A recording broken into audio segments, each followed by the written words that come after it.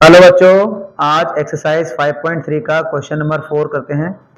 How many terms of AP 9, 17, 25 must be taken to give sum of 636। मतलब आपको एक AP दे रखी है और इस एपी में कितने टर्म का सम 636 हो गया। ठीक है, तो हमें एक एपी दे रखी है 9 + 17 + 25।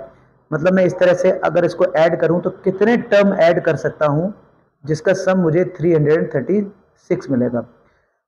बेसिकली इसमें a इज इक्वल टू कितना है, 9 है, फर्स्ट टर्म 9, एंड d जो कॉमन डिफरेंस है 17 - 9 करेंगे तो 8 है, और n इज इक्वल टू आपको निकालना है ना, और Sn आपको दे रखा है 636। इतनी इंफॉर्मेशन आपको गिवन है। अब इस इंफॉर्मेशन से आप क्या करेंगे, हम यहाँ फॉर्मूला लगाएंगे कि Sn इज इक्वल टू 636 है, तो Sn का फॉर्मूला होता है n/2 2a plus n minus 1 into में d इज इक्वल टू 336। ये हमें दे रखा है। ठीक है, n की वैल्यू हमें फाइंड ही करनी है। 2 इंटू एक की जगह 9 plus n minus 1 into d is equal to 8 is equal to 636। n/2 तो ये आएगा 9 दूनी 18 प्लस 8n माइनस 8। ठीक है, 636। अब n/2 यहाँ क्या मिलेगा, 18 में से 8 जाएंगे तो ये आएगा 10 प्लस 8n। ठीक है, इज इक्वल टू 636। अब यहाँ आप 2 जब मैं इसमें से कॉमन लूंगा या फिर n/2 का अंदर मल्टीप्लाई करूंगा, एक ही बात है, तो n/2 इंटू इसमें से मैंने 2 कॉमन बाहर लिया तो ये बचेगा मेरे पास 5 plus 4n is equal to 636। 2 से 2 कैंसिल आउट हो जाएगा, हमको मिल गया n 5 plus 4n is equal to 636। ठीक है, n का मल्टीप्लाई अंदर कर देंगे तो 5n plus 4n square is equal to 636। तो ये बेसिकली मुझको मिल गई 4n स्क्वायर प्लस 5n, ये इधर लेके आएंगे माइनस 636 इज इक्वल टू 0। ये क्वाड्रेटिक इक्वेशन आपको मिल गई। अब इस क्वाड्रेटिक इक्वेशन को सॉल्व करके n की वैल्यू फाइंड कर लेंगे। तो क्वाड्रेटिक इक्वेशन कैसे सॉल्व करेंगे, 636 का मल्टीप्लाई 4 से करेंगे। 636 का मल्टीप्लाई जब 4 से करेंगे तो मुझे क्या मिलेगा, 636 का मल्टीप्लाई 4 से जब होगा तो 2544 मिलेगा। ठीक है, अब 2544 के दो ऐसे फैक्टर बनाएंगे जो जोड़ के या घटा के कितना आना चाहिए, 5। तो 636 के 4 से मल्टीप्लाई किया तो 2544 आया, और 2544 के दो फैक्टर मुझे क्या मिले, दो फैक्टर मुझे मिले 53 और 48। 53 48 का मल्टीप्लाई करेंगे तो 2544, और 53 में से 48 घटा देंगे तो 5। ठीक, तो ये हो जाएगा 4n स्क्वायर प्लस का 53 माइनस का 48n, सही है, माइनस 636 इज इक्वल टू 0। ये हमको मिली बेसिकली। अब इसमें मैं n कॉमन लिया तो बचा 4n प्लस 53 माइनस, इधर मैं कॉमन ले लूंगा 12, तो बचेगा यहाँ पे 12 का जब मल्टीप्लाई 48 में सॉरी डिवाइड करेंगे तो 4n माइनस 12 का भाग 636 में देंगे तो 53 इज इक्वल टू 0। अब एक आया 4n प्लस 53 और यहाँ मिला n minus 12 is equal to 0।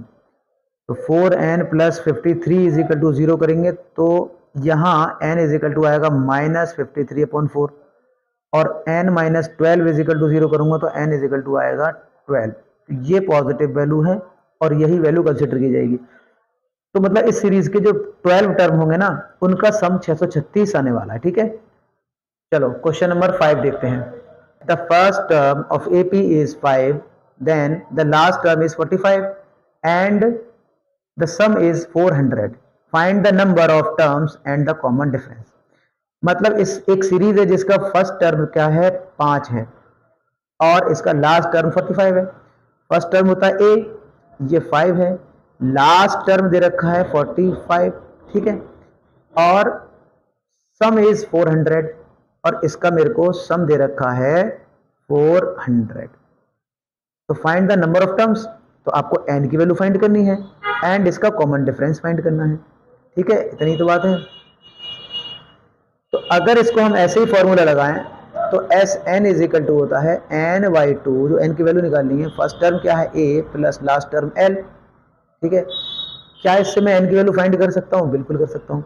S n is equal to 400 है तो यहाँ 400 आएगा is equal to n by two, है ना। एन की वैल्यू तो हमको पता ही नहीं है। फर्स्ट टर्म क्या है 5, लास्ट टर्म क्या है 45, तो ये आएगा 400 is equal to n by two into 50, है ना। और इससे जब ये काटूंगा तो 25 हो जाएगा, 25 का भाग 400 में हो जाएगा, तो 400 upon 25 is equal to n. 25 एकम 25, यहाँ बचेंगे 15, 25 छिक्के 150, यानी ये एन इज इक्वल टू 16। 25 का डिवाइड जब 400 में देंगे तो 16 ही आएगा, तो एन इज इक्वल टू क्या आया 16। तो एन की वैल्यू तो आपको फाइंड हो गई। अब हमें कॉमन डिफरेंस पूछा है। पहला टर्म ए है, ए इज इक्वल टू 5, और लास्ट टर्म क्या है 45, लास्ट टर्म, तो लास्ट का मतलब 16, मतलब ए 16 है 45, है ना, क्योंकि टोटल टर्म तो 16 है ना, तो वो 45 है। तो ए 16 को मैं लिख सकता हूँ A plus 15d is equal to 45, ठीक है।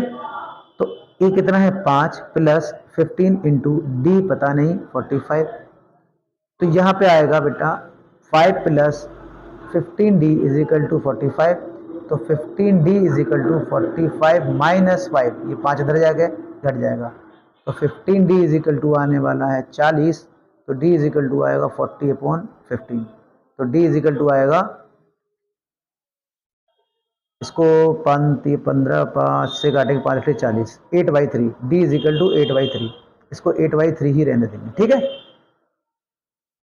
क्वेश्चन नंबर 6 है the first and last term of AP are 17 and 350 respectively, if the common difference is 9, d is equal to 9 दिया है, हाउ मेनी टर्म्स आर, मतलब हमको n पूछा है, are there, what is their sum, और इसके सम क्या होगा। तो क्या इंफॉर्मेशन है, 17 फर्स्ट टर्म है, ए इज इक्वल टू 17 है, लास्ट टर्म 350 है, लास्ट जो टर्म है वो 350 है, ठीक है। इफ द कॉमन डिफरेंस दे रखा है वो 9 है, तो हमें टर्म कितना है, तो लास्ट टर्म जो 350 है, तो लास्ट टर्म यही तो होता है कि a plus n minus 1 into d, है ना, बिकॉज ये a nth टर्म है, हम मान ले रहे हैं यहां से हमको n की वैल्यू फाइंड हो जाएगी, और हमको पूछा है हाउ मेनी टर्म, तो फिर n की वैल्यू यहीं से फाइंड होती है।